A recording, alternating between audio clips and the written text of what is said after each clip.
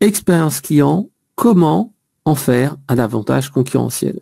Et pour répondre à cette question, je vais partager avec vous ces 45 minutes. Donc, je me présente. Je suis Frédéric Canavet, je suis Product Manager et chargé des projets digitaux chez Eloquent. Et on va voir ensemble un sujet qui est vraiment d'actualité, en particulier dans le contexte économique actuel. Alors, on va voir ensemble, grosso modo, une présentation qui se déroulera en 3 points. Le premier point, comme je le disais, c'est un petit rappel théorique. Pourquoi miser sur l'expérience client dans un contexte économique qui est difficile? Quelles sont les origines? Comment ça fonctionne? Quelle est la rentabilité? Est-ce que c'est rentable d'aller miser sur l'expérience client? Deuxième partie de la présentation, 5 cas pratiques d'entreprises qui, je trouve, ont mis en place des stratégies d'expérience client différenciantes qui sont vraiment à prendre en exemple. Et en fait, je ferai une synthèse d'interventions qu'ils ont faites lors de web séminaires en essayant de vous tirer le maximum d'informations. Et à chaque fois, donc vous aurez, pour aller plus loin et voir en détail ce qu'ils ont dit, vous aurez un lien vers une vidéo YouTube, ce qui vous permettra vraiment d'avoir le détail, parce que j'essaierai de faire de mon mieux pour vous donner une synthèse, mais bon, je ne peux pas non plus parler à la place de nos clients. De questions-réponses, à peu près 10 minutes, un quart d'heure, 20 minutes, selon les questions que vous avez à poser. Donc n'hésitez pas, vous pouvez poser dans le chat directement vos questions et je me ferai un plaisir d'y répondre. Vous avez également Chantal, qui est ma collègue, qui est là pour répondre aussi au chat si nécessaire. Alors, tout d'abord, un petit message sur Eloquent. Je vous ai dit que j'étais Product Manager chez Eloquent. Eloquent, ça fait 20 ans qu'on est dans la relation client. On a plus de 300 clients actifs dans le monde. On est certifié ISO 27001 et on a tout simplement des clients qui nous font confiance et qui nous permettent, par exemple, d'envoyer 150 millions d'enquêtes de satisfaction à l'année. Des clients comme Orange, SFR, Bouygues Télécom, etc., mais également Lafarge ou d'autres entreprises dans tout secteur d'activité. Donc nos 2 métiers sont simples. Le premier métier d'Eloquent, c'est le centre de contact, donc une solution de centre de contact multicanal qui permet de gérer des interactions par téléphone, chat, etc., des services vocaux, numéros de téléphone spéciaux, mais également tout ce qui est automatisation et callbot. Le deuxième métier d'Eloquent, c'est la mesure de la satisfaction client, mais également collaborateur, avec une solution d'enquête multicanal, email, SMS, message vocal, enquête digitale, la publication des avis. Par exemple, si vous allez sur Internet et vous regardez les avis sur les boutiques Orange, en fait, c'est publié par Eloquent. Et également le monitoring du parcours client via les outils d'analyse sémantique. Donc voilà les 2 grands métiers d'Eloquent qui sont justement au cœur de l'expérience. Et c'est pour cela qu'on va pouvoir en parler. Alors, le premier point, un petit rappel en fait théorique sur pourquoi mener une expérience client différenciante, d'où ça vient, quels sont les fondateurs de ce concept. Alors, je commence par une partie un petit peu théorique. Vous allez voir, ça va être assez rapide. L'origine du concept, vraiment les personnes qui ont véritablement formalisé le concept d'expérience client, c'est Joe Pine et Jim Gilmore dans leur livre The Experience Economy. Alors, ce livre n'est malheureusement pas traduit en français, ni en anglais. Néanmoins, il a été bien théorisé et repris par pas mal de personnes en France. Le principe étant simple, le principe c'est de proposer un nouveau type d'offre, donc une évolution du marketing, on le verra juste après, c'est une brique en plus qui dépasse en fait le stade des services où on est actuellement pour proposer aux clients des expériences souvent singulières, donc mémorables, mémorisables et surtout économiquement valorisées. Puisque en fait, comme ça vient des États-Unis, vous dites bien que c'est pas du bénévolat. L'objectif tout simplement, c'est de se différencier de ses concurrents, augmenter la valeur et le prix de ses services. Donc en fait, le principe il est simple. Dans une économie où il y a un surchoix, où il y a beaucoup d'offres et qu'il est devenu de plus en plus difficile de se différencier, offrir des produits et des services avec de l'émotion, avec du service en plus, permet de se différencier, de vendre plus cher et avec si possible un effort minimal pour avoir un maximum de ROI. Et ça, c'est aspect important. On ne fait pas de l'expérience client pour faire de l'expérience client. L'objectif de l'expérience client doit être au final de se différencier, faire plus de chiffre d'affaires. Donc comme je le disais, pour eux, c'est une évolution du marketing. Et je vous ai mis en fait l'exemple qu'ils citent dans leur livre pour le gâteau d'anniversaire. Le premier niveau du marketing et des produits, c'est on va fournir uniquement des produits basiques. Pour faire un gâteau, on fournit de la farine et des œufs. Ensuite, dans l'économie industrielle, on va fournir par exemple de quoi faire un gâteau ou des cookies ou des cupcakes avec de la pâte prête à l'emploi. Le niveau juste au-dessus, c'est l'économie des services où on va aller à sa boulangerie compris acheter un gâteau qu'on va personnaliser, par exemple, avec la photo de votre enfant. Et le dernier stade, le stade ultime, qui est l'économie de l'expérience, où on va pas pour un anniversaire juste offrir un gâteau ou faire un gâteau ou préparer un gâteau. On va tout simplement préparer une fête d'anniversaire. Et là, tout de suite, on va créer un événement mémorisable avec, par exemple, un clown, avec un intervenant, quelqu'un qui va avec des ballons, etc. Et tout de suite, ça va être un effet waouh. On va pas juste faire un anniversaire, on va proposer en fait une fête d'anniversaire mémorable qui sera qui restera dans les mémoires et que tous les enfants se diront waouh, c'était génial, je m'en souviendrai toute ma vie. Voilà. Donc c'est ça en fait le concept de l'expérience client. Alors, qu'est-ce que l'expérience client? Alors, j'ai essayé de faire vraiment très simple. L'expérience client, c'est les attentes, ce à quoi on s'attend par rapport à la réalité de l'expérience qu'on va vivre. Donc, c'est ça l'expérience client, c'est ce que moi, je m'attendais par rapport à ce que je vis véritablement. Et en fait, c'est un petit peu comme dans une publicité. Je vous ai mis ici le cas du McDo. Dans la publicité, on s'attend parfois à un truc super et après derrière, voilà, j'ai pas ce qu'il faut. Donc, en fait, j'ai une expérience client qui va être plutôt en dessous des attentes. Et c'est pour ça qu'on parle souvent de dette ou de créance d'expérience client, c'est-à-dire que l'expérience client par rapport à ce que le client s'attendait est supérieure ou inférieure, et à ce moment-là, en fait, on se retrouve dans une situation où l'expérience client n'est pas bonne, ou au contraire, on est en surqualité, ce qui peut arriver. Et si vous êtes un peu curieux, justement, je vous ai mis ici une petite vidéo YouTube qui vous explique comment sont faites les fameuses publicités McDo et pourquoi on se retrouve avec un McDo qui a l'air vraiment succulent, magnifique en publicité, et que et ça, bien sûr, c'est les choses qu'il faut éviter en termes d'expérience client. Alors, là, on a vu l'exemple de McDo. Vous allez me dire, ouais, très bien, c'est intéressant cet exemple-là, mais McDo, il fait dans la grande distribution, il fait dans le fast-food. C'est normal que sa promesse soit pas non plus un burger qui soit exceptionnel. C'est normal, oui, puisqu'en fait, la promesse cliente est différente selon l'entreprise, le secteur, le produit, le business model. McDonald's fera tout de suite un burger qui va être assez industriel, qui va être facile à réaliser, qui coûtera pas très cher. On est loin par exemple du Big Fernand burger qui est servi dans un restaurant 3 étoiles ou 4 étoiles. Donc en fait, la promesse, elle est forcément adaptée à ce que l'on fait. Et c'est pour ça que les choix et les priorités que l'on va faire devront prendre en compte de ne pas faire de la surqualité ou de la surqualité. Ça sert à rien pour McDo d'aller choisir le meilleur fromage qui vient du fin fond de la France et qui est en très petite quantité. Non, parce que leur idée, c'est d'avoir le meilleur rapport qualité-prix. Voilà. Donc ça, c'est la première chose. La deuxième chose, l'expérience client est plus ou moins cruciale selon les moments du parcours client. C'est pour ça qu'il sera important de monitorer et suivre les éléments clés du parcours client. Si on est en voyage. Là, je vais donner l'exemple d'Air France et puis d'EasyJet. Air France, on s'attend à une qualité de service importante. EasyJet, on va en avoir un petit peu plus de tolérance. Sur Air France, quand on va emmener ses bagages et si on dépasse un peu, on s'attend à ce qu'on paye pas et que la personne dise ok, d'accord, votre bagage est un peu grand, vous avez 2 bagages, allez, c'est pas grave, il y a de la place. Par contre, on sait très bien que chez EasyJet, si votre bagage il rentre pas dans la mallette de base, vous allez devoir payer 30 ou 40 euros. Voilà. Donc l'expérience client est différente et pourtant cette expérience client, elle peut être assez difficile. Voilà. Et c'est difficile à vivre selon les moments de vérité. Donc ça, c'était un petit peu la partie théorique. Je vais finir avec un élément important qui est la partie le socle d'expérience client et comment on va créer une bonne expérience client. Donc l'expérience client, c'est comme une pyramide. Si on n'a pas les bons fondamentaux, ça va être compliqué d'aller chercher en fait l'excellence. Au départ, forcément, il faut fiabiliser processus et la qualité perçue. Puisqu'en fait, vous aurez beau vous dire, tiens, je veux avoir un service client au top, je veux faire telle chose, si vous répondez pas aux besoins initial, à ce qu'attend le client lorsqu'il l'achète, il a vraiment une attente minimale sur le produit ou service que vous avez délivré, et forcément, ça ne sert à rien. Donc, il faut travailler déjà sur ce socle-là. Si vous n'offrez pas cette prestation-là, ça ne sert à rien d'avoir un service client au top, d'avoir un service client réactif, si au départ, votre produit, il fonctionne pas, il est buggé, il répond pas aux attentes. Une fois qu'on a fait ça, on va pouvoir s'attaquer justement au fait que lorsque tout ne se passe pas bien, parce que rien n'est parfait, il y a toujours des moments où le client a besoin d'aide, etc., etc.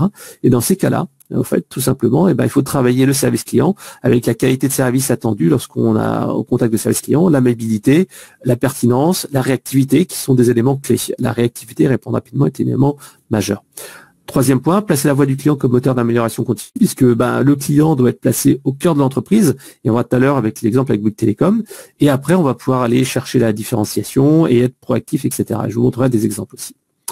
Donc je parlerai également d'effet waouh, puisqu'en fait il ne faut pas uniquement travailler sur ce qu'on appelle en fait améliorer le parcours client, hein, et c'est ce que font beaucoup d'entreprises. Souvent elles se disent voilà, moi ce que je veux faire, c'est uniquement que le parcours client soit le plus fluide, et en fait comme par exemple ces moments qui en fait qu'il faut aussi travailler un effet waouh, et qu'on peut travailler son effet waouh soit de manière anticipée, c'est-à-dire qu'on va prévoir dans son parcours client le fait qu'on va essayer de surprendre le client et lui offrir un peu plus, soit c'est de manière spontanée, et à ce moment-là on va travailler sur la culture client, le fait que quand ça va pas bien se passer, ou quand il y aura le collaborateur qui va être en interaction avec le client, il va avoir les moyens, il va avoir l'autonomie, il va avoir la volonté d'aller plus loin. Voilà. Dans un webinaire précédent, je vous ai donné justement des exemples là-dessus. Donc si vous êtes intéressé par cet effet waouh, comment il peut être anticipé, comment il peut être spontané, je vous invite à aller retrouver notre dernier webinaire sur l'IA et l'humain, comment allier les deux pour offrir une expérience client aussi différenciante et de qualité. Posez la question dans le chat, et Chantal ou moi-même, on vous donnera l'URL vers ce webinaire que j'ai animé il y a un mois de cela. Donc ça, c'était la première partie, la partie théorique. Je voulais en fait, pour montrer cela, passer sur un exemple très simple, pour vous montrer que l'expérience client, c'est véritablement à la portée de tous. Juste après, on va voir 5 exemples de grandes entreprises. Là, maintenant, je vais passer sur quelque chose de très terre à terre, et pour vous dire que c'est vraiment à la portée de n'importe quelle entreprise, n'importe quel particulier. Et pour cela, je vais vous donner l'exemple de moi-même, Frédéric Canevette. En fait, tout simplement, j'ai écrit un bouquin qui s'appelle Le Gros Hacking. Donc, c'est un bouquin qui est paru aux éditions Dunouf. Et j'ai essayé d'appliquer les théories de l'expérience client à moi-même pour montrer justement que finalement, c'est pas très compliqué et que n'importe qui peut le faire. Et vous verrez qu'il y a 2-3 éléments qui sont importants à faire. Un, bien sûr, délivrer le produit et de qualité, aller chercher l'émotion, offrir un service client et des canaux d'interaction au bon moment, et bien sûr avoir du feedback client. Et ça, en fait, je l'ai mis en place de manière simple avec des outils locaux ou d'autres outils tiers, mais en tout cas pour montrer que c'est à la portée de tous. Tout simplement, j'ai modélisé ici mon parcours client en tant que personnes qui veulent acheter avec moi, Frédéric Canevette, un bouquin dédicacé. Et ben en fait, il y a la partie information, achat, réception, ouverture, lecture du livre et fin de la lecture. Et donc à ce moment-là, je me suis dit à chaque moment où je peux en fait améliorer l'expérience client, fluidifier le parcours client et pourquoi pas créer un effet waouh. Donc la première chose, la partie information, quand les gens en fait veulent acheter un bouquin dédicacé avec une formation vidéo, et ben en fait il y a des avis clients qui sont importants pour rassurer. Donc rassurer et expliquer. Ensuite, durant la phase d'achat, et ben tout simplement en bas à droite du site internet pour acheter ce bouquin dédicacé avec cette formation vidéo, ben, il y a un petit chat ou un chatbot, ça dépend, chatbot Messenger, où tout simplement les gens peuvent poser des questions. Alors ça peut être online, offline, et donc ça permet de rassurer. Cet aspect-là permet de rassurer, de dire tiens voilà c'est intéressant, etc., etc. Ensuite, il y a la partie réception. La partie réception, j'ai également travaillé parce que pendant très longtemps, j'ai envoyé les bouquins avec une enveloppe craft, hein, comme vous connaissez, une enveloppe craft marron avec écrit à la main, et puis voilà. Puis je me suis dit, mais Fred, quand tu reçois en fait ton bouquin dans ta boîte aux lettres, quand ton facteur t'emmène la boîte, quand quelqu'un de ta famille amène ton courrier, dit tiens regarde, t'as du courrier, c'est un moment de vérité. Et donc j'ai travaillé ce moment de vérité en mettant cette fois des enveloppes dorées, vous voyez, une enveloppe comme ça. Pour quelques centimes en plus, ben, on reçoit une enveloppe dorée, et c'est vrai que l'effet n'est pas du tout le même. Quand on voit ce truc-là, le facteur dit tiens, regardez, j'ai un cadeau pour vous, ça a l'air d'être un truc sympa, etc. Donc travailler cet aspect réception. Après la partie ouverture, j'ouvre le bouquin, enfin j'ouvre l'enveloppe, je regarde le bouquin, et donc il y a bien sûr la dédicace personnalisée. Il y a le fait que je leur dis bienvenue dans la guilde du marketing, donc cet aspect communautaire. Et ensuite, la partie aussi marque-page dédicacée. Donc, j'ai des petits stickers que j'ai volés à ma fille, que j'écris sur une petite carte en marque-page, et j'écris à la main 3 conseils personnalisés, plus ou moins personnalisés. Donc là, en fait, on est dans un facteur waouh. Et si vous regardez sur mon fil Twitter, il n'y a pas encore il y a pas plus tard que ce matin, il y a quelqu'un qui m'a dit ah waouh, merci pour le marque-page dédicacé, c'est vachement sympa. Donc, vous voyez, c'est cet aspect un petit peu waouh. Et après, bien sûr, il y a l'aspect lecture. jours. Et à chaque fois, on travaille l'onboarding process. Et là, j'ai une séquence de marketing automation qui permet en fait de compléter le livre avec des vidéos, etc., etc. Bien sûr, en offrir toujours plus avec un petit peu plus de support, un support par chat qui est inclus dans l'interface de vidéo. Et à la fin, au bout de 17 jours, il y a une enquête de satisfaction qui part, qui permet d'identifier les gens qui sont contents, les gens qui sont moins contents, et pouvoir après aussi récupérer des témoignages qui seront ensuite réutilisés ici dans la partie information. Donc voilà, je vous ai montré cet exemple-là pour vous montrer que finalement, c'est pas si compliqué que ça de créer donc une expérience client fluide, d'essayer de créer un moment dans son parcours client, même moi, vous voyez, de manière très simple, pour quelques centimes d'euros, parce que je vous disais que c'est comme une technique américaine. Le but, en fait, c'est d'avoir un effet waouh, d'avoir du bouche à oreille et de vendre plus cher, mais pour autant que ça ne coûte pas des centaines de milliers d'euros et que ça reste dans les process habituels. Voilà, donc ça c'était la première partie, la partie théorique. Juste pour finir, je voulais juste vous dire que l'expérience client, oui, c'est rentable, puisque ça permet de générer plus de chiffre d'affaires. En fait, il y a, comme je le disais, 4 piliers qui permettent en fait d'aller offrir une expérience client différenciante, les produits et les services, donc des fonctions différenciantes, apporter de la personnalisation, etc. Le service client, on en a parlé, avoir une réactivité, avoir une autonomie, fluidifier le parcours client pour que ça soit simple pour le client, pour l'utilisation, etc. Et éventuellement, au moment de vérité, utiliser des salariés pour faire de l'émotion, de l'empathie, etc. Ça va contribuer à une expérience client qui va être différenciante, qui va permettre, par exemple, de réduire les coûts à la vente, parce qu'en fait, on va fluidifier le parcours client, on va vendre à ses clients existants, on va pouvoir faire plus de chiffre d'affaires avec ces mêmes clients, avec des ventes croisées, upsell, cross-sell, etc. On va réduire l'attrition avec des clients qui vous seront fidèles, parce qu'ils ne seront pas uniquement attachés aux produits ou aux services, mais à l'ensemble. Et bien sûr, une diminution de la sensibilité au prix parce que vous allez offrir un produit ou un service qui va être différent. Ça va être pas uniquement en fonctionnalité, mais vous allez ajouter des petits trucs plus, et le bouche permettra d'aller plus loin. L'autre point, bien sûr, c'est l'aspect rentabilité. En optimisant l'expérience client, on va fluidifier l'expérience client. Par exemple, au lieu de gérer 1000 demandes conseillers, vous allez par exemple mettre en place une FAQ ou un chatbot qui va pouvoir prendre en compte une partie des réponses 24 heures sur 24, donc offrir une expérience de meilleure qualité, décharger vos conseillers pour les focaliser sur d'autres actions, et je vous donnerai l'exemple juste après avec Prévoir ou Bouygues Télécom Entreprise. Voilà, donc ça c'est pour montrer que c'est rentable et ça permet d'augmenter la valeur. Voilà, donc ça c'était la partie théorique, on y a passé à peu près un bon quart d'heure. Maintenant on va passer à la partie pratique avec les 5 cas d'entreprise que je vous ai cités en introduction et qui pour moi sont vraiment des exemples en termes d'expérience client différenciante. Alors comme je vous disais, à chaque fois ici je vais passer sur majeur qui va être une présentation rapide de l'entreprise, pourquoi ils ont décidé de se lancer dans cette stratégie-là. Ensuite, la partie comment ils y sont arrivés, éventuellement 1 ou 2 exemples avec des illustrations de ce qu'ils font. Et à la fin, en fait, je vous mettrai une petite synthèse avec les résultats qui ont été obtenus.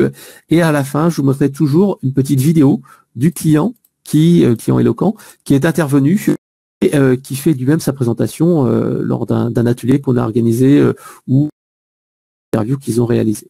Donc comme ça, en fait, la structure est simple. Vous aurez cette partie pourquoi, cette partie comment, et ces illustrations, et après les résultats, afin de prouver et de montrer que cette expérience client différenciante est véritablement rentable. Voilà, donc le premier client que j'ai pris en exemple, c'est un client qu'on aime beaucoup, qui s'appelle Ikera, qui a mis une stratégie d'expérience client, d'expérience collaborateur qui est vraiment originale et qui est vraiment très intéressante et qui est à prendre en référence. Donc Ikera est un spécialiste du recouvrement pour le compte de grandes entreprises, banques, télécoms, etc. Et ils sont équipés de la solution d'enquête de satisfaction d'Eloquent, ainsi que la même solution qui sert à faire de l'écoute collaborateur avec le moteur d'analyse sémantique. Alors pourquoi en fait ils ont mis en place cette stratégie? C'est vrai qu'en fait ils sont dans le recouvrement, mais en fait ils voulaient se différencier de tous les autres acteurs du marché qui font juste du recouvrement pur. Le but c'est récupérer du cash. Eux en fait ils voulaient faire du recouvrement mais en préservant la relation client.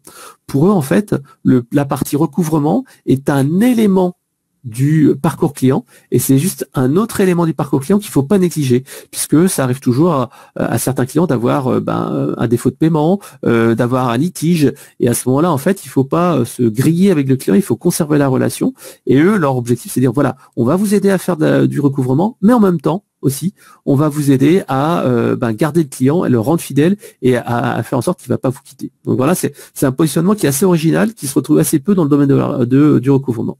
Alors comment ils ont fait ça? Alors là, en fait, je vais vous faire vraiment un résumé de l'intervention de Laurent Trojani et de Anne du service ressources humaines.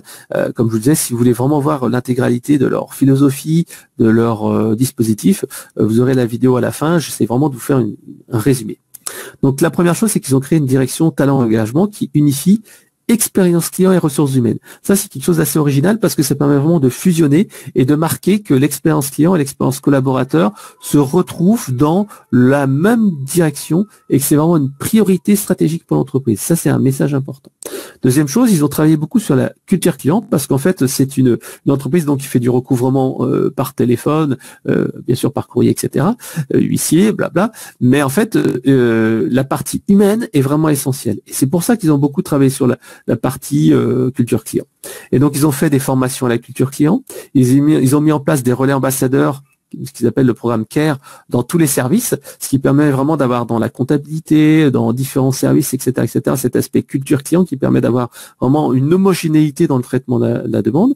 Ils ont mis en place des indicateurs qu'ils ont diffusés à l'ensemble de la population sur les éléments clés qu'ils veulent mettre en avant, qui sont l'écoute du client, donc comment on va écouter le client lorsqu'on est en interaction avec lui, lui proposer une solution adaptée, l'amabilité, etc., pour créer en fait cet aspect différenciant sur le marché, parce que si on dit que voilà, enfin s'ils disent que ils vont mettre en place un recouvrement un peu plus bienveillant, il faut que les collaborateurs puissent en fait l'appliquer au quotidien.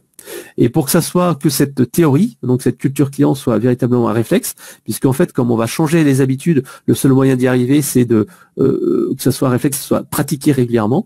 Ils ont mis, par exemple, des challenges, ce qu'ils appellent des challenge care, que je vous montrerai juste après, avec des challenges sur les notes, sur l'amabilité qui sont données au client par le client post-appel.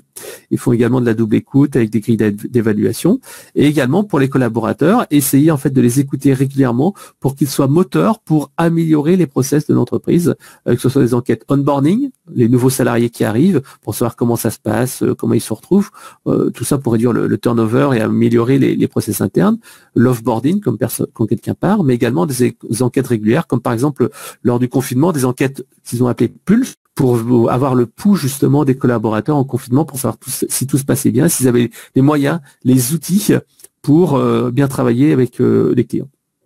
Mais également, donc ça c'est la partie diffusion de la culture client, mais également un dispositif d'enquête de satisfaction post-appel, avec en plus la diffusion de cette voix du client dans toute l'entreprise. Un mur des verbatim que je vous présenterai juste après, mais également des indicateurs de satisfaction qui sont diffusés à toute l'entreprise. Et après, donc bien sûr, une analyse du parcours client qui leur sert à eux à améliorer le process, mais également aussi à donner un feedback à leurs donneurs d'ordre, les entreprises clientes qui demandent à faire du recouvrement, tout simplement pour les aider à améliorer certains process, parce que parfois, en fait, il y avait certains dysfonctionnements qui ne venaient pas du client, mais qui venaient des process de l'entreprise. Donc ce positionnement après, il est vraiment matérialisé directement sur le site internet. Si vous êtes sur le site Ikiara, vous allez voir que sur la homepage, la page d'accueil, il y a marqué un accompagnement sur mesure fondé sur l'écoute et la bienveillance. Vous voyez, cet aspect différenciation est véritablement matérialisé directement sur les communications. Donc, je vous ai mis quelques exemples ici de diffusion de la culture client. Donc ici, par exemple, c'est une animation plateau qui a été faite sur leur centre de contact avec un challenge care avec des personnes qui ont été récompensées. Ici, sur un affichage en fait sur la satisfaction, et ici un petit mur des verbatim avec quelques verbatim. Alors, il y a marqué Madame et très compétente et humaine, un des conseillers les plus compréhensifs et humains que je n'aurais pu imaginer, blablabla. Donc vous voyez, ce sont vraiment des remarques qui permettent de marquer que l'expérience client a des effets positifs. Non seulement on forme les gens, on leur dit comment faire, ils ont les clients au téléphone, et après ils ont ce feedback derrière qui leur dit vous faites bien les choses, c'est très bien ce que vous faites, merci. Alors qu'on est vraiment dans du recouvrement, donc quelque chose qui est quand même assez dur avec des personnes qui sont en conflit ou en situation difficile. Donc vous voyez, ça c'est un bon élément de comment diffuser la culture client et se différencier et montrer aux collaborateurs qu'ils font bien les choses. Donc là, vous avez voilà un exemple avec un des centres d'appel avec encore une fois cet aspect satisfaction client qui est affiché directement au mur avec même des petits verbatim. Voilà. Alors, maintenant, on va passer aux résultats. Vous allez me dire, bon, ok, c'est très intéressant ce que vous me dites. Ils ont une expérience client qui est certes différenciante. Est-ce que ça apporte quelque chose? Oui, ça apporte quelque chose, puisqu'en fait, ils sont différenciants quand ils proposent en fait leur service, en fait, lors d'appel d'offres à des prospects, en disant, voilà, face à leurs concurrents à eux, ils n'ont pas une solution uniquement pur recouvrement, mais ils ont une proposition qui est innovante, qui est de préserver la relation client. Donc là, c'est vraiment une expérience client qui sert à se différencier et vraiment à être unique sur le marché. Et ils ont un certain nombre de reconnaissances également au niveau du marché, puisque ils ont été vainqueurs du CX Award du Feedback Management en 2020, donc reconnu par Relations Client Magazine.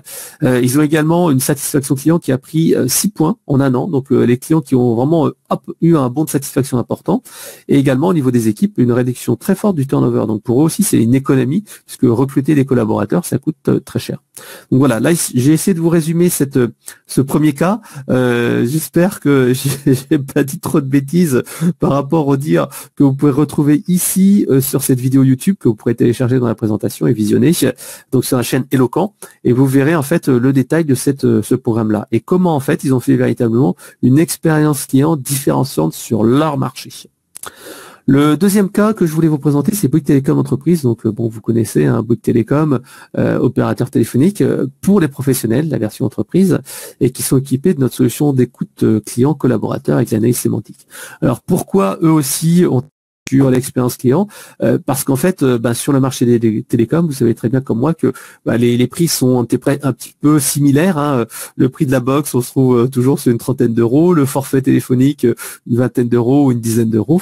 Donc eux, leur objectif, c'est de se différencier sur leur marché avec une promesse qui est forte, qui est on est fait pour être ensemble. Et en fait, qui est un petit peu basée sur le fait que la technologie doit être pour être abordable, facile à utiliser pour tout le monde. Donc le meilleur de la technologie avec une facilité et une expérience client. Et si vous allez sur leur site internet, vous allez voir en fait ici que ces promesses sont véritablement mises en avant, couverture réseau, éligibilité, confiance et qualité de service. Donc vous voyez ces piliers-là qui sont mis en termes de expérience client. Donc le produit, on a parlé tout à l'heure de cette fameuse pyramide. Au début, offrir ce à quoi le client s'attend, et ensuite aller plus loin. En particulier ici, le service client est mis en avant, l'aide et le support est mis en avant. Alors, comment ça se matérialise? Donc, bien entendu, vous pourrez regarder un peu plus tard l'interview qui a été faite de Mathieu Melou de Bouygues Télécom Entreprise. Il vous explique que la priorité, c'est vraiment l'excellence opérationnelle. Et c'est que quand on a cette excellence opérationnelle, qu'on peut aller travailler l'expérience client. Donc, la pyramide, souvenez-vous, d'abord, l'essentiel, répondre aux besoins et attentes des clients et pas surpromettre, mais vraiment promettre ce qu'on va délivrer et si possible aller au-delà. Et ensuite, via l'expérience client qui va être offerte, le service client, les effets waouh, la fluidité du parcours client, à ce moment-là, on va aller plus loin. Donc eux aussi, ils ont beaucoup travaillé sur la diffusion de la culture client, puisqu'en fait, il y a aussi une partie service qui est importante, et ils ont une direction d'expérience client avec 2 personnes qui sont attachées au marketing pour une vision transverse. L'objectif, c'est pas d'avoir une expérience client qui va être uniquement sur un point, mais véritablement qui va chapeauter l'ensemble de la relation client et de l'expérience client. Ils ont également mis en place un programme de formation à la culture client pour bien sûr diffuser les indicateurs, diffuser la voix du client, expliquer pourquoi on le fait, pourquoi c'est important pour l'entreprise, pourquoi c'est stratégique. Et c'est vrai que Mathieu Melou explique bien que pour que ça marche, il faut véritablement qu'il y ait une impulsion de la direction. Un petit peu comme Ikera, s'il n'y a pas l'impulsion de la direction et dire que c'est essentiel, on va retourner aux basiques qui sont je dois faire mon chiffre d'affaires, je dois décrocher au téléphone, etc., etc. Donc ils ont aussi fait une diffusion de la voix. Donc près de 400 collaborateurs ont accès à leurs indicateurs de performance et au feedback client. Donc, ils peuvent voir, par exemple, au niveau de leur boutique, la boutique Bouygues Télécom Entreprise, quelle est la satisfaction du client par rapport au national. Et en fait, ils ont la possibilité de réagir. Par exemple, en fait, actuellement, je crois que un de leurs records, c'est 13 minutes entre le moment où une personne a rempli une enquête de satisfaction et qu'elle a dit, voilà, je souhaiterais être appelé pas très content, et le moment où le manager de la boutique Orange, la boutique Télécom, les a rappelés. Donc vous voyez, c'est un délai qui est extrêmement court, et là tout de suite on arrive sur un effet waouh. Quand vous avez laissé un message et que 13 minutes plus tard, vous avez eu le temps à peine de prendre un café, de revenir à votre ordinateur, et là, dring, votre téléphone y sonne, c'est un effet coup sûr. Donc là, Bouygues Télécom, c'est vraiment quelque chose de très très fort. Et eux aussi, ils ont ces fameux relais satisfaction client dans tous les services pour pouvoir diffuser et avoir cette infusion et récupérer les demandes des différents services et que tout le monde dans son service soit vraiment orienté client. Au niveau du dispositif d'écoute client, ils ont aussi un dispositif qui est d'abord un baromètre annuel qui permet de comparer l'entreprise versus la perception des clients. Donc c'est une fois par an, ils interrogent un certain nombre de clients et même de personnes en dehors de leur base client pour savoir qu'est-ce qu'ils pensent de Bouygues Télécom entreprise et comment ils les comparent par rapport à leurs valeurs justement de performance, du réseau, etc., etc. Ça leur permet de vérifier leur positionnement perçu par les clients, mais également aussi de voir comment sont perçus leurs concurrents. Et ça leur permet justement de voir si leur expérience client est vraiment comprise, différenciante par rapport aux autres. Et ça, c'est vraiment quelque chose qui est très intéressant à faire. Ensuite, ils ont, comme d'habitude, l'enquête de satisfaction par email et par SMS, donc la clé sur les points majeurs du parcours client, les moments de vérité avec le rappel des managers. Ils ont également une solution de speech analytics qui permet en fait d'analyser les conversations téléphoniques du centre d'appel. Donc, il y a parfois certaines conversations par exemple une mauvaise note, donc pour les identifier, en fait ils ont la solution qui permet d'analyser après qu'est-ce qui s'est dit, de lire, éventuellement de réécouter et de voir en fait qu'est-ce qui s'est passé. Donc cet aspect speech analytique est intéressant parce que on n'a pas cet aspect picking où on doit en fait choisir que quelques conversations téléphoniques qui sont prises par le superviseur ou quelqu'un du marketing qui fait des écoutes téléphoniques une fois par semaine pendant 2 heures au service client. Là véritablement on va pouvoir avoir une vision quasi exhaustive de ce que se dit et quelles sont les remontées des clients quand ils sont très contents, au contraire quand ils sont pas contents. Et après, ils ont aussi des enquêtes spécifiques qui mettent en place, par exemple, une enquête digitale sur l'espace client pour savoir quel est l'effort du client sur certains points. Ils ont également des écoutes collaborateurs en type symétrie des attentions pour écouter le collaborateur parce qu'ils disent bien, vous verrez que Mathieu Mélou dans son interview dit bien ça, que le collaborateur doit être moteur et doit être écouté. Ça ne doit pas venir en top-down, mais ça doit vraiment remonter de la base du client. Voilà. Alors, si ça se matérialise, je vous ai mis ici la campagne de communication. En effet, pour être ensemble, véritablement ici, offrir le meilleur de la technologie, vous aider à faire grandir. Voilà, on est vraiment sur cet aspect relationnel et même contextualisé avec l'aspect confinement. Au niveau interne aussi, cet aspect communication est très important. Là, il y a quelques temps, je suis allé au siège à Vélizy, à Bouygues Télécom Entreprise, et là, en fait, il y avait des petites communications. Par exemple, quand le parcours client ou une interface me semble compliqué, qu'est-ce que je fais? Est-ce que je fais rien ou est-ce que tout simplement je remonte ça au service expérience client? Voilà, donc ça, cet aspect communication est également important. Donc les résultats, c'est simple. Bouygues Télécom Entreprise a un positionnement qui est quand même assez unique sur le marché, qui permet en fait d'avoir le meilleur de la technologie à un prix tout à fait abordable et en plus avoir une expérience client et un accompagnement qui est reconnu sur le marché. Donc grâce au soutien de la direction, c'est relié via toutes les communications que je vous ai présentées juste avant et qui permet de soit se différencier par rapport à des concurrents qui sont très orientés technologie pour dire voilà, avec nous en fait vous allez être assuré. Ça leur sert également à travailler sur leur plan d'action de feedback management. Ils ont en fait défini comme ça des chantiers prioritaires qui sont liés à leur force et à leur différenciation. Donc sur cet aspect déploiement, communication proactive et communication due, vous pourrez consulter l'interview de Mathieu Mélou qui est assez intéressante là-dessus, mais également détecter des signaux faibles. Par exemple, au niveau de la facturation, c'était un des points qu'ils ont identifié, que finalement dans l'entreprise, tout le monde disait non mais la facturation tout va bien, le client il reçoit les factures, mais quand le client recevait les factures, il comprenait pas, il disait mais je comprends pas exactement, j'ai souscrit un forfait, j'ai des options qui sont facturées, je comprends pas ce que c'est exactement, et c'était un facteur un petit peu de tension. Et ils ont travaillé sur cet élément-là, ils ont prouvé grâce aux enquêtes de satisfaction, c'était une priorité. Ils ont également une manière de travailler qui est assez intéressante, que je vous invite à consulter dans l'interview de Mathieu qui est ici. Ils travaillent en fait en user stories, comme en fait dans l'informatique, en méthode agile, pour définir en fait des parcours clients cibles avec des POC. Et en fait, juste après ces POC-là, ils vérifient en fait si ça a eu un impact. Quel a été le ROI? Est-ce qu'ils ont réussi à fidéliser ou pas? Est-ce qu'ils ont réussi à faire plus de chiffre d'affaires ou pas? Et surtout vérifier si cette expérience client a été différenciante. On parle encore une fois de différenciation par l'expérience client. Et c'est grâce à ça qu'ils se rendent compte que est-ce que le client s'en est rendu compte ou pas. Et s'il s'en rend pas compte, à ce moment-là, bah forcément, ils disent bah non, c'est pas intéressant, on abandonne et on met ses efforts ailleurs. Donc voilà, c'est assez intéressant et vous pourrez voir comment Bouygues Telecom le fait. Et bien sûr, la fluidification des process, hein, comme ils disent, des fois, ils automatisent un certain nombre de choses qui permettent de ressources pour une autre action, comme par exemple des appels proactifs. Et eux aussi ont une reconnaissance du marché. Ils ont été vainqueurs du CX Award de Relations Clients Magazine en 2018 et ils ont également la palme de la relation client en 2018. Donc encore une fois, une belle reconnaissance du travail qui a été fait et de la différenciation qu'ils ont apportée grâce à l'expérience client. Alors j'en suis à la moitié des exemples. N'hésitez pas, là je vois que dans le chat, il y a peut-être quelques questions qui sont posées. Donc le replay, n'hésitez pas à vous l'aurez bien sûr après et vous aurez également les slides. Mais n'hésitez pas à poser vos questions, soit sur ces cas clients-là, soit sur le dispositif d'écoute, la diffusion de la culture client. J'essaierai d'y répondre le mieux possible. Voilà. L'autre point, là je voulais montrer un cas qui est un petit peu différent. Là, on a parlé beaucoup de parcours client, on a parlé de culture client. Là, on va voir en fait un cas qui est vraiment très intéressant. C'est le groupe Prévoir, qui est un groupe d'assurance indépendant, qui est équipé de nos solutions de centre de contact et d'écoute client. Et en fait, ils ont aussi un positionnement qui est assez intéressant et assez différenciant sur leur marché. Ils veulent se différencier par l'accompagnement des collaborateurs, l'accompagnement et de l'écoute proactive. Ils ont également aussi un élément qui est important qui était l'amélioration du taux de retention des clients avec le problème de churn qui est vraiment important dans des business models où on est sur du récurrent. L'assurance en fait c'est du récurrent, c'est chaque année on garde le client pendant des années et donc c'est essentiel de le garder. Et dans ces cas-là, l'expérience client va permettre de faire la différence et vous aurez un exemple très concret et qui vous parlera immédiatement.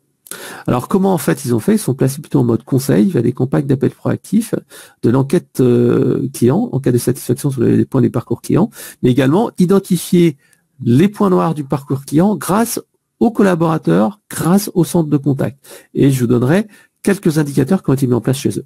Alors première chose, là, je trouve que cet exemple est vraiment intéressant et ça montre que l'expérience client, parfois, ça tient à peu de choses et fournir une expérience client différenciante qui va faire que les clients vont rester dans l'entreprise plutôt que d'aller voir les concurrents, tient à vraiment très peu de choses. C'est ce qu'ils appellent l'appel de bienvenue. En fait, c'est une campagne qui est une solution de centre de contact. Donc, c'est-à-dire que dès qu'il y a un nouveau client qui arrive, il y a automatiquement un appel qui est programmé dans les X premières semaines. Donc, cet appel proactif a pour un objectif simple, c'est que ils se sont rendus compte que un nouveau client qui vient d'arriver dans l'entreprise est typiquement beaucoup moins fidèle, surtout dans les 2 premières années. C'est-à-dire que dans les 2 premières années, si on n'arrive pas à les fidéliser, le client il a forte chance de quitter. Et donc, qu'est-ce qu'ils ont fait? Ils ont mis en place une campagne d'appel proactif automatiquement. Un nouveau client est appelé dans une campagne par un conseiller, même sans aucune demande, sans aucune interaction, en dehors de toute demande. Il est appelé au téléphone, juste pour savoir, bonjour, j'espère que tout se passe bien, vous avez souscrit à notre assurance, est-ce que vous avez besoin des questions, est-ce que tout est clair, blablabla. Donc ici, c'est appel proactif. Et grâce à ça, ils ont divisé par 3 le taux de sortie. Donc vous voyez un effet vraiment très important pour un effort qui est relativement faible. Deuxième exemple, encore une fois, une campagne d'appel proactif, c'est leur programme Direction Retraite. Pourquoi cet élément-là? C'est tout simplement parce que les adhérents qui ont fait confiance à Prévoir pour préparer leur retraite, donc ce programme d'assurance, capitalisation, en fait, ils se sont rendus compte que quand ils partaient à la retraite, ces personnes-là, en fait, avaient déjà fait appel à leur banque, fait appel à des conseillers en placement, etc., etc., alors que Prévoir proposait également des services comme ça de placement d'argent et de placement, en fait, du capital retraite. Et donc, ils se sont dit, voilà, on va travailler aussi de manière proactive et ils vont accompagner les futurs retraités dans leur vie et dans l'utilisation de leur épargne une fois qu'ils seront à la retraite. Donc, quel a été ce dispositif? Tout simplement un appel proactif 2 ans avant la retraite avec des conseils, avec leur programme Direction Retraite. C'est assez intelligent, c'est vraiment très bien fait, je trouve, puisque tout simplement, elle n'est pas encore dans sa phase de décision, elle a encore besoin d'aide, ça commence en fait à lui travailler. Et là aussi, c'est l'expérience client et avoir quelqu'un qui va vous guider, qui va vous aider et vous accompagner avant en fait cet élément-là, qui va vous donner des clés. Vous allez tout de suite dire ah ouais mais c'est vraiment sympa, grâce à vous je suis rassuré, etc., etc. Et ça permet tout simplement de rassurer. Alors là, donc le prévoir dans son intervention n'avait pas encore eu les premiers résultats parce que vous doutez bien que si c'est 2 ans avant le départ en retraite, le temps que ça donne ses effets, il faut attendre 2 ans. Mais ils avaient quand même des retours encourageants. Autre point également, je trouve intéressant au niveau de l'expérience client, le tableau de bord qui permet en fait de voir la satisfaction client versus la DMT, durée moyenne de traitement. En fait, ça part tout simplement d'un constat qui est simple. Certains clients ont vraiment besoin de beaucoup plus d'accompagnement parce que pour eux, c'est compliqué, c'est la première fois. Et d'autres, au contraire, il faut être un peu plus directif parce qu'autrement, ils vont discuter pendant X temps au téléphone, ou alors ils veulent directement avoir quelque chose de très précis, ils sont très pointus, ils veulent juste qu'on aille à l'essentiel. Et donc dans ces cas-là, en fait, il faut vérifier si le temps de traitement est suffisant ou trop important par rapport à la satisfaction perçue du client. Est-ce qu'on fait de la surqualité ou de la sous-qualité? Vous vous souvenez, c'est tout à l'heure, on parlait de dette ou de créance d'expérience client. Là, en fait, il faut savoir où on va placer ses efforts. Ils ont donné plusieurs exemples dans l'intervention qui a été faite par Sylvie Clayet de Prévoir, tout simplement sur des clients qui étaient soit novices, qui appellent quasiment en s'excusant et qui avaient besoin plus d'accompagnement, d'aide, etc. Donc pour eux, il faut accepter que la durée de traitement soit plus longue. Et par contre, il y en a d'autres où ils veulent vraiment quelque chose d'essentiel, où il faut par contre être beaucoup plus directif. Et à ce moment-là, il faut avoir une posture différente. Et la solution, tout simplement, c'était un tableau de bord qui permet en fait de mesurer la durée moyenne de traitement, donc le temps qui a été mis pour traiter un appel, et la satisfaction post-appel. Et tout simplement, pour eux, ça leur a permis d'améliorer le parcours client, de coacher les équipes pour savoir que s'il y a des gens qui passaient trop de temps, pas assez de temps, une notion d'écoute, et parfois, dans certains cas, un rappel individuel pour voir un peu s'il y a eu une insatisfaction particulière.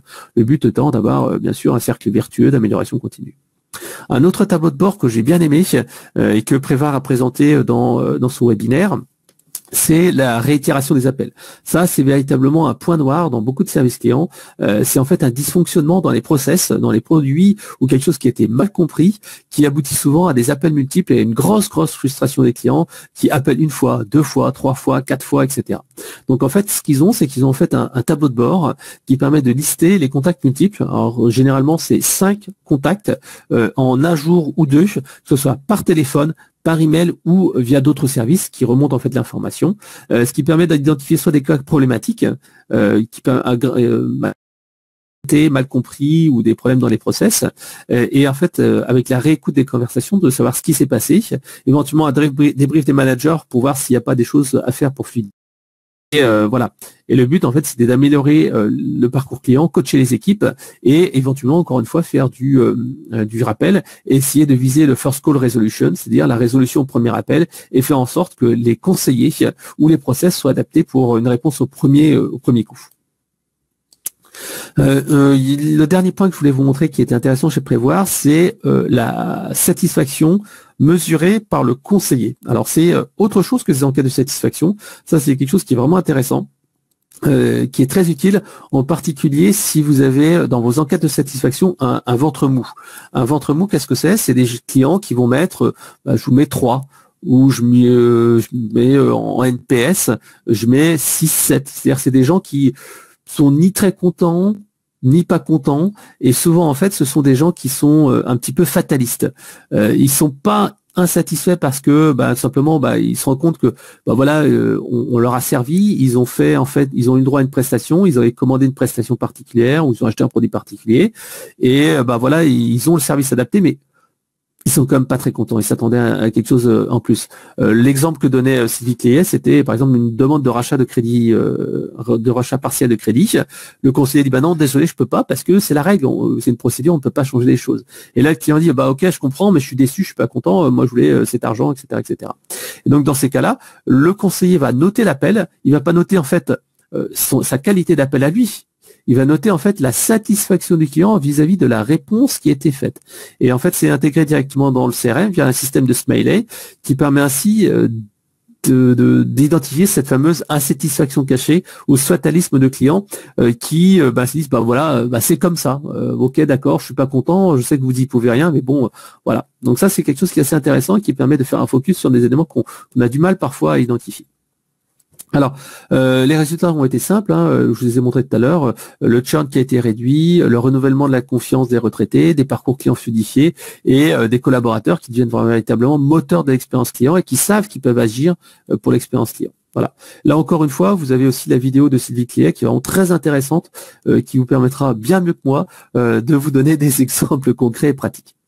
Un autre exemple que je voulais vous donner aujourd'hui, c'est tout simplement Geodis. Geodis, c'est un de nos clients qui est également un très bon client, qui a vraiment une très belle démarche d'expérience client sur son marché. En fait, Geodis, c'est, si vous ne connaissez pas, c'est une société de transport qui fait beaucoup de B2B, mais également du B2C, et qui est équipée de notre solution de centre de contact. Alors, pourquoi en fait Geodis a mis en place cette démarche d'expérience client?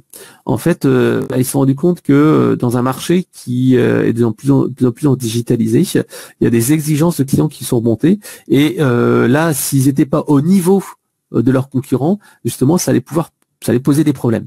Donc en fait, ils ont véritablement mis en place une démarche sur 3-4 ans, maintenant ça doit faire 4 ans, qu'ils ont mis une démarche en fait pour améliorer leur expérience client, donc se remettre au niveau du marché et si possible d'aller au plus haut. Donc c'est vraiment intéressant parce qu'ils sont partis d'un niveau, et vous verrez avec élu service client de l'année, ils sont benchmarkés, où leur note moyenne par rapport au marché était légèrement inférieure et ils ont progressé pour aller viser cette expérience client différenciante.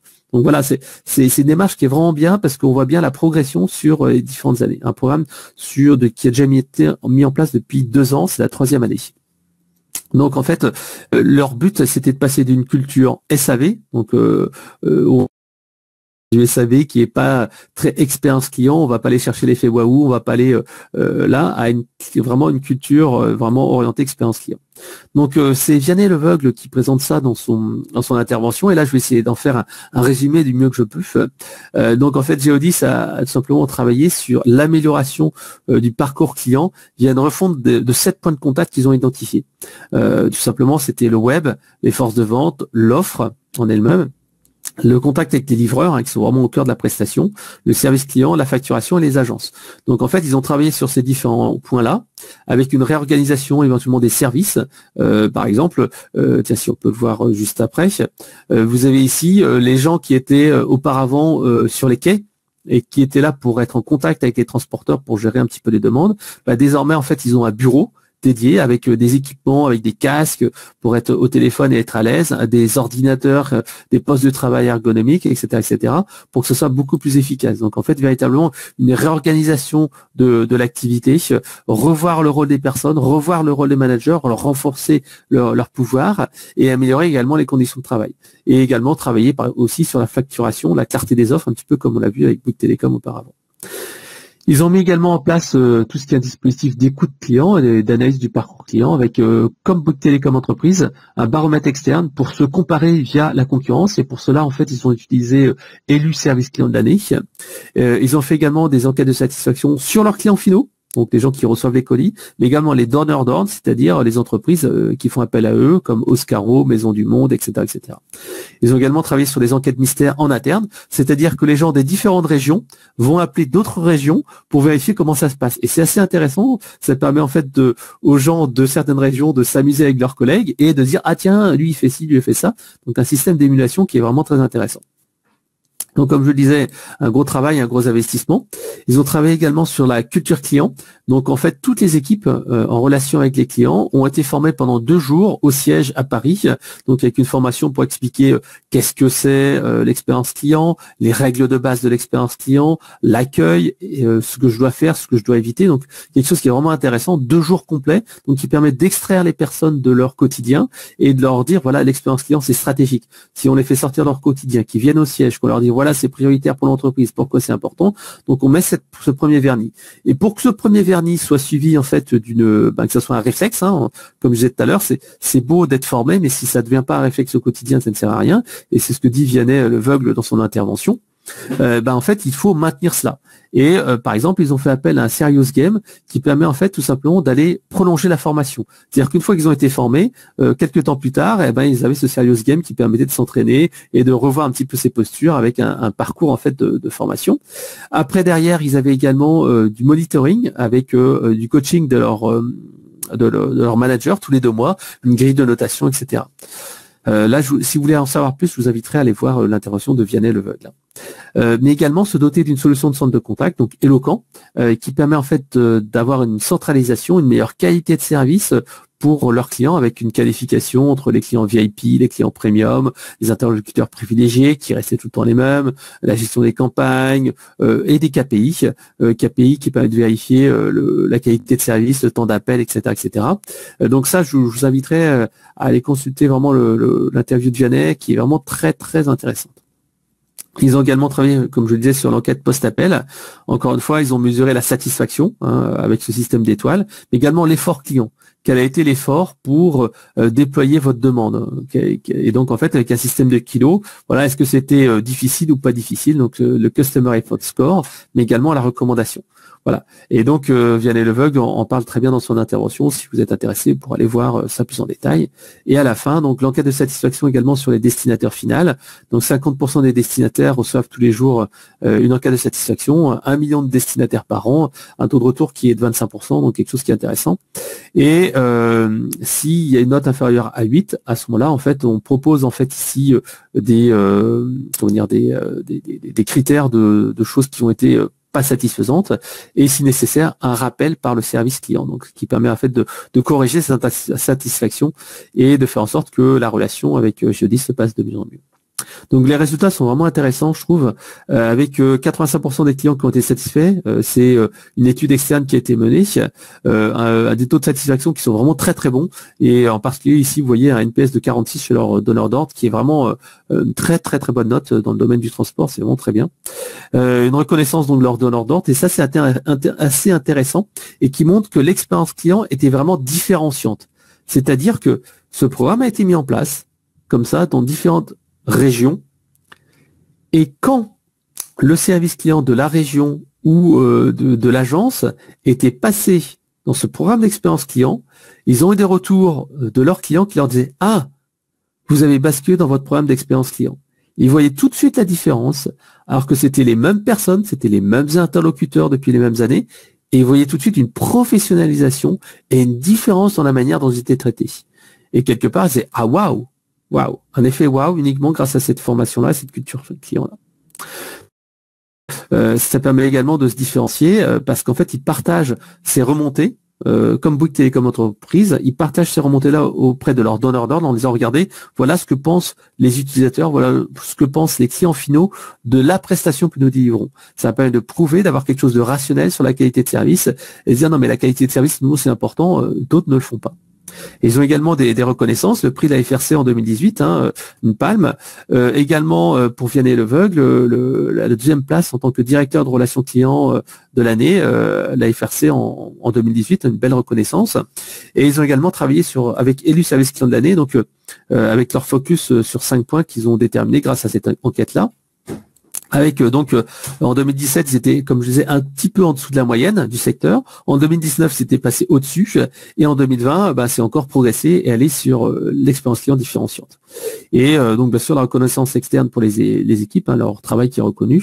Et également, on parle toujours de cet aspect business, leur permettre en fait de développer de nouveaux services. Par exemple, grâce au feedback, aux remontées clients, ils proposent désormais en option à certains de leurs clients la livraison à l'étage parce qu'ils se sont rendus compte que c'était un effet waouh chez certains clients grâce à le travail de certains livreurs. Alors, le dernier exemple que je voulais vous présenter ce matin, c'est Solimut. Donc, n'hésitez pas à mettre des commentaires et j'y répondrai juste après. D'ailleurs, je vois que Suzanne qui dit tous les exemples sont faits dans des grands groupes. Est-ce que on a des exemples dans les TPE? En fait, je vous ai montré tout à l'heure, je ne sais pas si vous vous souvenez, mais Moi, je suis solo, on peut pas faire plus TPE qu'une seule personne. Et en offrant le bouquin avec cette fameuse démarche là, avec l'enveloppe, avec le marque-page personnalisé, avec le chat, avec la petite enquête de satisfaction, je l'ai fait avec moi-même, avec mes moyens à moi. Et vous pouvez voir que on arrive quand même à faire des choses assez sympas. Voilà. Donc, mais là pour finir, je voulais finir par un exemple assez intéressant qui est Solimut Mutuelle de France. Donc une mutuelle qui assure 765 000 personnes, 400 à peu près salariés. Donc ce qui est intéressant, c'est ils ont un principe de se différencier comme les autres en fait sur la partie centre de contact, service client, analyse du parcours client de la satisfaction, mais ils ont aussi un point qui est très différenciant, je trouve, c'est la partie en fait valeur mutualiste. Et ça, c'est quelque chose qui est vraiment assez unique et qui est vraiment intéressant en termes d'expérience client. Alors pourquoi justement ils ont mis en place ce programme-là? Tout simplement pour se différencier des autres mutuelles, puisqu'en fait il y a beaucoup de mutuelles qui se basent sur le prix et en fait c'est vrai qu'au niveau du service c'est assez compliqué de différencier une mutuelle A d'une mutuelle B, et donc en fait eux leur objectif a été de se différencier par leur valeur mutualiste.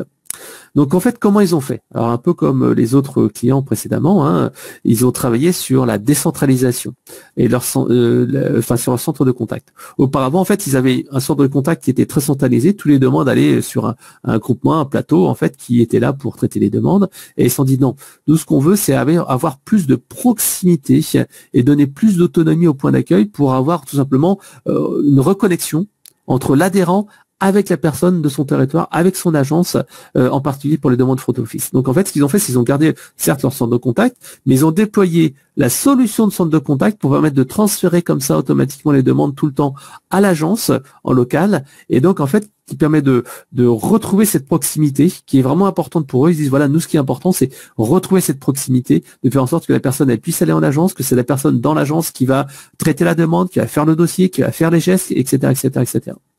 Donc ils ont également travaillé sur la mesure de la satisfaction avec une fluidification des points de friction. Par exemple, ils ont mis en place un OCR. Et ce qui est intéressant, c'est que Gérard Ameriot, qui est la personne que vous retrouvez ici dans l'interview, explique bien que eux, ils essaient de faire d'innovation utile. C'est-à-dire qu'en fait, il y a certaines choses qui sont hors de portée ou pas intéressantes, qui n'apporteront pas une expérience client différenciante. Et donc, ils choisissent vraiment ce qui est adapté, différenciant et adapté aux besoins des clients. Ils ont également travaillé sur l'analyse des écrits et des conversations téléphoniques, un peu comme Bouygues Télécom. Et le dernier point, comme je disais, qui est vraiment intéressant, c'est réaffirmer les valeurs mutualistes. Il y a des actions qu'ils ont mis en place, des actions sociales. Par exemple, durant le confinement, ils ont mis en place des SMS proactifs envers leurs clients, leurs abonnés en fait, pour savoir comment ça se passait. Ils ont fait des appels proactifs pour lutter contre la précarité. Ils ont également fait de la livraison de produits de première nécessité, également de la collecte de produits pour le secours populaire pour les personnes en difficulté. Donc véritablement un positionnement qui se reflète également sur leur site internet sur les valeurs mutualistes. Donc là en fait c'est intéressant en disant voilà, nous on n'est pas juste une mutuelle comme les autres, on a des valeurs et c'est pour ça en fait qu'on doit nous choisir. Donc là c'est assez intéressant parce que c'est un peu différenciant par rapport aux autres exemples que je vous ai donnés précédemment. Donc il est 10h26, il reste à peu près 5 minutes et après on va faire la session de questions-réponses. Donc j'arrive à la conclusion. Donc la conclusion, qu'est-ce que je voulais vous dire ce matin? Ce que je voulais vous dire ce matin, c'est simple. Dans le contexte économique actuel, qui est assez tendu, il faut véritablement affirmer sa différence, affirmer ses spécificités, avoir un positionnement et être capable de dire mais pourquoi en fait faire appel à mon entreprise plutôt que en fait, c'est essentiel. Donc là, en fait, cet aspect différenciation, on l'a vu, a été véritablement défini, affirmé et soutenu par la direction générale. Donc, affirmer ses spécificités et communiquer dessus et faire en sorte qu'on a vraiment cette offre-là. Deuxième chose, forcément, dans un contexte économique plus tendu, l'expérience client qu'on va apporter permettra de fidéliser et dire mais pourquoi je reste avec cette entreprise si elle est peut-être un petit peu plus chère? Pourquoi en fait, je vais plutôt faire confiance à cette entreprise service et parce que j'en suis déjà content. Voilà, fidéliser, fluidifier. Le deuxième point, comment on va y arriver, et vous allez voir qu'il y a quand même des points communs que l'on retrouve à peu près dans tous les cas de figure que je vous ai cités. À chaque fois, on voit cet aspect analyse du parcours client, en bouchant en fait ces fameux trous du parcours client. Il y a des moments où ça se passe un peu moins bien, donc on va essayer de corriger ces problèmes-là, mais également essayer de créer des pics émotionnels avec des moments comme par exemple les appels proactifs chez Prévoir, qui vont permettre de créer un pic d'émotion, dire ah ouais, je suis compris, ou du rappel des clients insatisfaits. Utilisez également des outils modernes pour fluidifier la relation client. On parlera de solutions de centre de contact, d'analyse des verbatims, d'analyse des conversations téléphoniques, etc., etc. Du centre de contact multicanal, du chat, de la réactivité, du chatbot, etc., etc. Mais également être à l'écoute des clients pour adapter en fait ses produits et ses services, voir ses attitudes, coacher les conseillers du service client en prenant en compte le feedback et en mettant en place un dispositif d'amélioration continue, parce qu'on voit bien les exigences des clients sont vraiment en perpétuelle augmentation et il faut absolument que vous soyez au niveau, autrement vous allez être en deçà de ce que s'attendent des clients, et si vous êtes en dessous des attentes des clients, forcément leur expérience client va pas être au niveau et vous allez avoir ce qu'on a vu tout à l'heure, une dette d'expérience client. Et pour cela, bien sûr, Eloquent est à votre disposition pour donner vie à cette promesse d'expérience client au travers de nos solutions de centre de contact, chatbot, téléphonie, gestion des emails, etc., etc. Mais également tout ce qui est écoute client, mesure de la satisfaction à chaud, SMS, email, local, enquête digitale sur le site. À la réalisation aussi d'enquêtes collaborateurs, RH et tout ce qui est analyse sémantique lié à cela. Donc on est véritablement à votre disposition pour vous aider à matérialiser cette expérience client. S'il y a un plan d'action à retenir, et il me restera 1 minute, c'est tout simplement, dès demain, qu'est-ce qui est important de faire? C'est commencer par jouer les clients mystères. Si vous êtes dans votre entreprise, la première chose la plus simple, c'est voir comment sont traités les clients chez vous et tester le parcours client, regarder comment ça se passe chez vous, mais également chez vos concurrents. C'est important de se benchmarker, comme on disait, créer une expérience différenciante, c'est voir ce que font les autres. Si vous pensez être bon, mais que les autres font mieux, forcément l'expérience client perçue sera différente, à la fois en avant-vente, mais aussi en après-vente. Lancez après une enquête de satisfaction pour identifier votre promesse par rapport à la perception des clients. Est-ce que vous vous affirmez que pour vous, votre service client est au top, vous êtes réactif, vos produits sont simples à utiliser? Est-ce que les clients pensent que c'est vraiment le cas? Donc ça permet vraiment d'identifier des dissonances. D'ici 3 mois, corriger tout simplement des éléments simples, des quick wins, à la fois sur les produits, les process, comme je disais, c'est le socle de la pyramide, mais également mettre en place un dispositif d'enquête de satisfaction pour traiter l'insatisfaction. Faire en sorte que les clients qui sont insatisfaits, ils soient rappelés, que l'insatisfaction soit corrigée, ou au moins qu'ils soient écoutés. Et si possible, grâce à ça, récupérer des feedbacks pour améliorer les produits et les services en continu. Donc ce dispositif de cercle vertueux d'amélioration de la relation client et d'expérience client. L'autre point, moderniser votre relation client. Tout simplement, c'est peut-être ouvrir de nouveaux canaux, offrir des SLA, améliorer la fluidité, la réactivité du service client. Et pour cela, souvent, ça passe par un changement de solution de centre de contact. Si votre solution de centre de contact a 5 ans, ou 10 ans, pire encore, 5 ans ou 10 ans, c'est des solutions qu'il faut changer, qui ne sont plus au niveau et tout simplement qui va falloir actualiser pour utiliser une solution qui soit vraiment au top de la technologie, qui vous permette justement d'aller automatiser un certain nombre d'appels, d'offrir des SLA, etc., etc. Le dernier point, c'est renforcer la culture client. Alors là, j'ai mis à 3 mois, mais c'est plutôt, on va dire, essayer de la diffuser, un premier travail sur de la sensibilisation, expliquer pourquoi c'est important, montrer les implications de la direction, faire de l'écoute collaborateur, mettre en place des ateliers participatifs. C'est simple, vous allez réunir des personnes de différents services, leur dire voilà le parcours client, qu'est-ce que vous imaginez comme parcours client, qu'est-ce que pense le client, qu'est-ce que fait le client, quels sont nos process qui sont là, est-ce qu'il y a des moments qu'il faut améliorer, des moments d'émotion qu'il faut créer, et ensuite, à partir de cette première analyse-là, vérifier via une enquête de satisfaction auprès des clients qui a véritablement cette perception-là. Parce que souvent, on peut se dire qu'en interne, on a cette vue-là, mais finalement, le client, pour lui, c'est pas important. Non, c'est pas essentiel. Et justement, souvent, on part de ces ateliers où il y a beaucoup de demandes et on se dit, tiens, il y a ça qui est important, ça qui est important.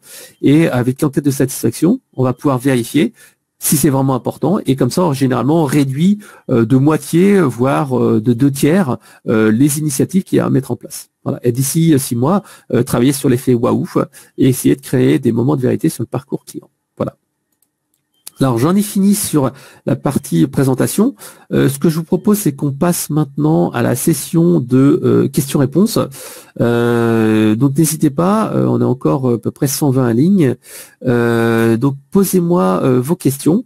Alors je vois qu'il y a déjà eu un certain nombre de questions qui ont été posées ici dans le chat. Alors je vais essayer de répondre tout de suite. La première de Sabine, qui dit, est-ce qu'on appelle ça le marketing 4.0? Alors, je ne sais pas si on appelle ça le marketing 4.0, mais en tout cas, Chupine, dans son livre, parle ça du marketing de l'expérience. Je pense que c'est un peu plus le terme que qu'on va appliquer. Hein. On travaille vraiment sur de l'expérience et le marketing client. Voilà. Si l'on veut mettre, alors une question de Doriana, si l'on veut mettre en place le même dispositif Kikera pour les enquêtes clients et collaborateurs, quels sont les délais et est-ce que l'on peut avoir une aide? Alors oui, très bonne question Doriana, tout à fait. Si vous voulez en fait avoir le même dispositif que Kikera pour faire des enquêtes de satisfaction client et l'enquête collaborateur, Eloquent met à votre disposition en fait des chefs de projet, CX Experience Manager. En fait, ce sont en fait des consultants, CX Consultants, qui en fait vont vous aider à non seulement définir les points de mesure, définir les questionnaires, définir comment ça va être mis en place, etc., etc. Eloquent ne vend pas uniquement un outil, Eloquent vend un accompagnement, c'est-à-dire qu'on va vous aider à mettre en place des ateliers. Donc il y a véritablement une démarche qui est faite de différents ateliers où on va en fait réunir des opérationnels, on va réunir en fait éventuellement même faire appel à des clients si vous souhaitez faire appel à des clients. Et donc en fait on va vraiment faire une démarche complète projet qui va vous accompagner de la phase analyse, qu'est-ce que vous voulez mesurer, les différents ateliers, les questionnaires, les tests, et souvent c'est avec une démarche test and learn, c'est-à-dire qu'en fait on va mettre en place un pilote sur un petit périmètre et on va voir un petit peu les retours et on va ajuster le dispositif. Donc on vous donne pas un outil, vous avez tout à faire, vous vous débrouillez. Non, il y a véritablement un accompagnement qui se fait sur la durée. Et souvent en fait, ça peut mettre 1 mois, 2 mois, le temps de mettre en place une enquête, 2 enquêtes, 3 enquêtes sur différents points du parcours client. Et on peut même vous aider, vous accompagner jusqu'à la restitution. Par exemple sur des baromètres RH, des enquêtes collaborateurs, les d'Eloquent sont capables de créer le questionnaire pour vous, bien sûr faire la partie envoi, etc., grâce à notre solution, et éventuellement faire une restitution derrière. Si vous en avez besoin, ou alors après vous avez l'autonomie totale. Certains de nos clients lancent eux-mêmes leurs propres enquêtes. Beaucoup de nos clients, la plupart de nos clients lancent eux-mêmes leurs propres enquêtes ponctuelles, régulières. Donc voilà. Donc on a véritablement cette démarche-là de vendre non seulement un outil, mais également un accompagnement lié à cela. Alors, Gabriel pose une question, est-ce qu'il y a un endroit où toutes ces vidéos sont regroupées et accessibles? Alors, bien entendu, oui. Vous pouvez les retrouver sur le site internet d'Eloquent, eloquent.com, et dans l'espace vidéo, mais également, vous pouvez les retrouver sur notre chaîne YouTube. Donc, vous tapez Eloquent sur YouTube, vous avez la chaîne YouTube et vous retrouvez l'ensemble des webinaires. Liliane qui pose une question qui est est-ce qu'il y aura un replay disponible? Oui, bien sûr, il y aura un replay qui est disponible. Il y a Nathalie qui dit aussi est-ce qu'il y a un impact sur le ROI? Oui, bien entendu. Je vous donnais des exemples, par exemple, de Prévoir, où le retour sur investissement a été très rapide, parce que le churn a été tout de suite divisé sur la partie rétention des clients. Pourriez-vous revenir sur les user stories et l'époque? Alors ça, c'est Suzanne qui pose la question. Les user stories, qu'est-ce que c'est? Les user stories, en fait, c'est chez Bouygues Télécom. Alors, bien sûr, je vais vous faire un petit peu une synthèse de ce que a dit Mathieu Ménou, mais les user stories, c'est simple, c'est lorsque l'on veut expliquer quel est le design d'expérience client que l'on veut offrir à ses clients, le mieux, en fait, c'est de se dire, se mettre dans la peau du client. Et se dire, voilà, en tant que client, je veux, par exemple, avoir ma facturation. Et donc, en tant que client, je vais dans l'espace client et je vais dans le menu facture. En tant que client, je peux télécharger directement la facture. Et en tant que client, je dois pouvoir voir dans ma facture le service que j'ai souscrit, derrière les lignes d'abonnement, etc., etc. Donc en fait, les user story, c'est qu'on se met dans la peau du client et en fait, on va faire comme si j'étais un client en détaillant toutes ces différentes étapes. Et ensuite, on va pouvoir dire, voilà le scénario idéal sur lequel on doit travailler et qui est le scénario que réclament les clients. Et c'est à partir de cette story, cette histoire, ce storytelling, qu'on va pouvoir tout simplement définir l'expérience client cible. Alors un POC, qu'est-ce que c'est? Un POC, c'est un Proof of Concept. Un POC, en fait, c'est un test. En fait, on va faire un pilote sur un petit périmètre ou un petit segment. Voilà. Ensuite, Gabriel qui propose une autre question. Suite au cas que vous venez de présenter, est-ce que ça signifie que votre solution de centre de contact est omnicanal, chat, téléphone, email, et pourquoi pas les réseaux sociaux chatbot, chatbot? C'est une très bonne question, Gabriel. Oui, bien entendu, notre solution de centre de contact est omnicanal, multicanal. Donc, en fait, elle permet de gérer différents réseaux et canaux, chat, téléphone, email, etc., etc., mais également les réseaux sociaux. Et on peut mettre en place une solution de callbot, chatbot. Et d'ailleurs, nos solutions peuvent être utilisées soit de manière totalement indépendante, c'est-à-dire que certains de nos clients ont uniquement les enquêtes de satisfaction, d'autres ont uniquement la solution de centre de contact. Ou alors, ça peut faire partie d'un pack total, d'une solution complète qui permet d'optimiser l'expérience client de A à Z et donc d'avoir une meilleure efficacité. Voilà. Donc oui, notre solution est omnicanal, multicanal, elle permet de gérer du chatbot et elle peut être mise en place de manière unitaire ou de manière globale. Suzanne qui pose une autre question, c'était, ah oui, est-ce que c'est des exemples pour les TPE? Je vous ai répondu. Là qui dit quelques acronymes qui auraient mérité des explications. L'effet waouh, c'est l'effet waouh. Alors waouh, c'est, alors j'avais pu le dire, c'est waouh aussi, waouh super quoi. L'effet waouh, c'est une expérience client différente, client exceptionnel. Et donc l'expérience client exceptionnelle, c'est cet effet waouh, où on va se dire waouh, c'était vraiment bien. Voilà.